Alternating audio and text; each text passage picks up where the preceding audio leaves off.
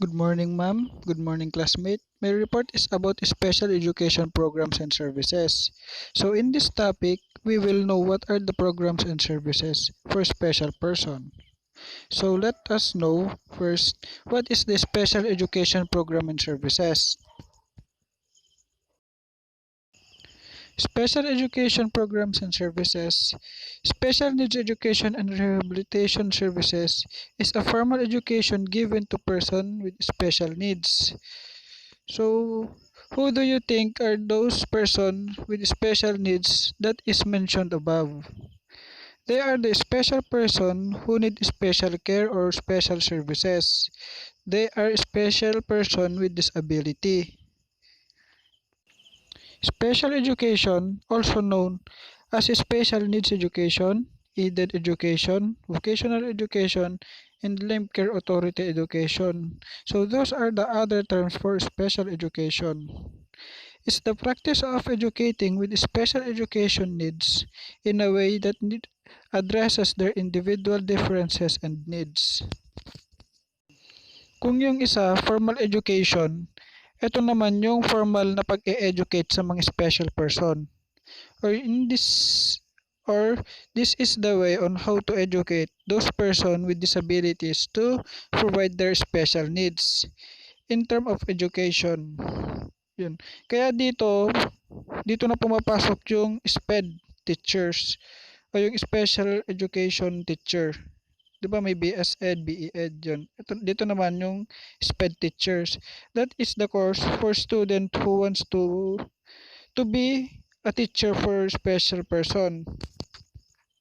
Kasi kailangan din pag-aralan ng ni teacher kung ano yung dapat na ituro niya sa mga special person niya na student. Kasi hindi lahat ng kakayanan ng normal ay kayang gawin ng special person. Kaya yun, mas kinakailangan nila ng extra care, extra service, extra na pag-educate sa kanila. Kasi mas kinakailangan nila para mas mag-improve sila sa kanilang mga sarili. So let's move to the next slide. Special education. The level of awareness of both the government and the private sector in providing equal opportunities to children with special needs have considerably increased. Dito naman, tumataas yung standard or nag-i-improve na yung kanilang service sa mga disabled person. Mamaya matatakal natin yung mga programs and services nila. One positive development in special education is the implementation of Republic Act 7277 known as the Magna Carta for Disabled Person, an act providing for the rehabilitation, self-development, and self-reliance of disabled persons and their integration into the mainstream of society. Dito din sa Magna Carta, nakapaloob yung mga ideas, activity na makakatulong sa kanila para makasabay sila sa mga normal na tao or students. The federal law that guarantees all children with disabilities access to a free appropriate public education or FAPE is referred to as Individual with Disabilities Education Act or IDEA. Dito, ang karapatan ng disabled person or student na ma-achieve niya ang edukasyon na akma sa kanya kahit siya ay may kapansanan. Ngayon, panoorin natin ang isang video.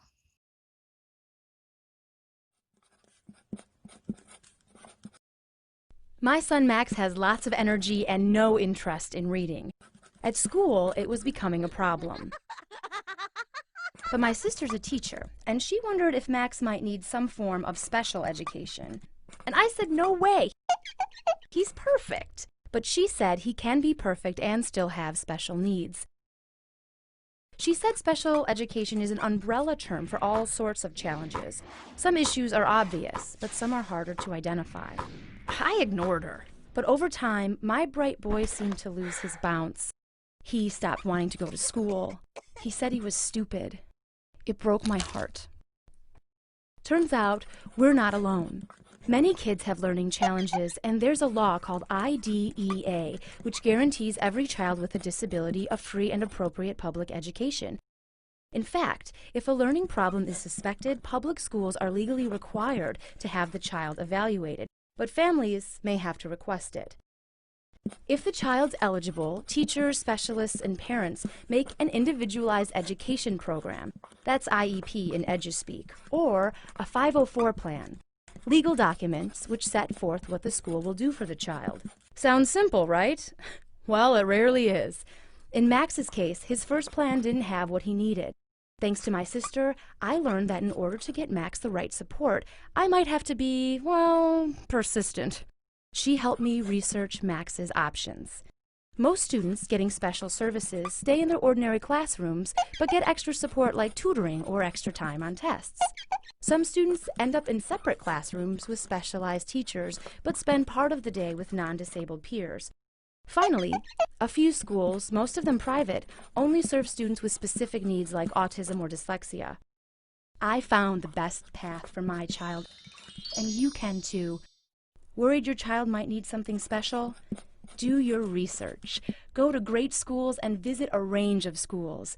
With your help, your child will thrive.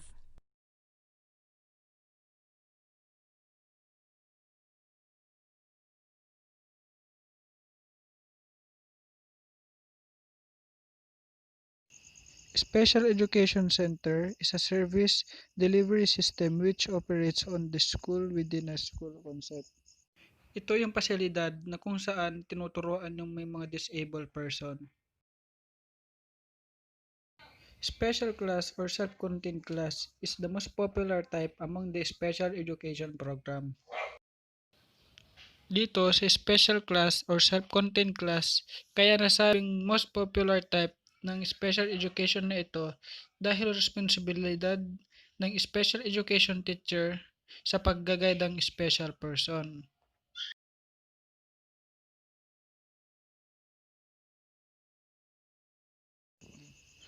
Dito sa special day school, hindi lang siya iisang disability. Sabi na one or more types of disabilities. So dito merong bingi, pipi, yung mga yan, bulag, tapos yung autistic person.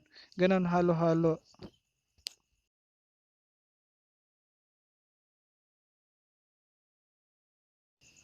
Residential school provides both special education and dormitory services for each student. Dito sa residential school, ito na yung pinakatahanan nila. Dito na sila natutulog, naninirahan, at dito na rin sila nag-aaral. Halimbawa na ito parang yung sa Amor Village, yung mga bata doon, ganon.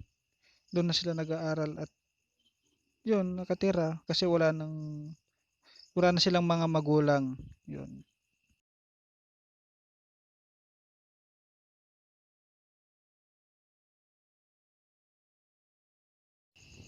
Integration and mainstreaming programs, children and youth with disabilities to study in regular classes.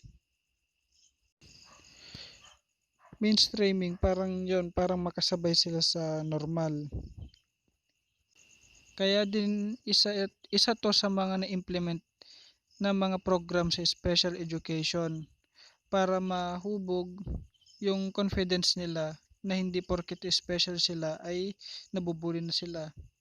Kaya nagkaroon ng special education and services para mai-provide yung mga pangangailangan ng special person. There are two types of programs, the partial and the full mainstreaming programs. Partial mainstreaming, children who have moderate or severe forms of disabilities are mainstreamed in a class. Full mainstreaming, children with disabilities are enrolled in regular classes and recite in all subjects. Dito sa dalawang program na ito, hindi naman lahat ng disabled person ay magkakaparehas na sila ng kakayanan. Meron din silang differences. Meron naman yung iba na kayang kaya talagang makipagsabayan sa klase. Dito sila sa full mainstreaming at yung iba na hindi gaano nakakasabay, sila yung sa partial mainstreaming.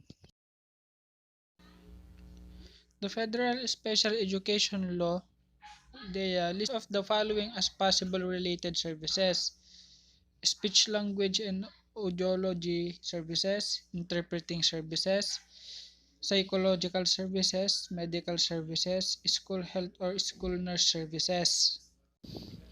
Itong mga services na ito, yung naibibigay or naitutulong ng special education para sa mga may kapansanan.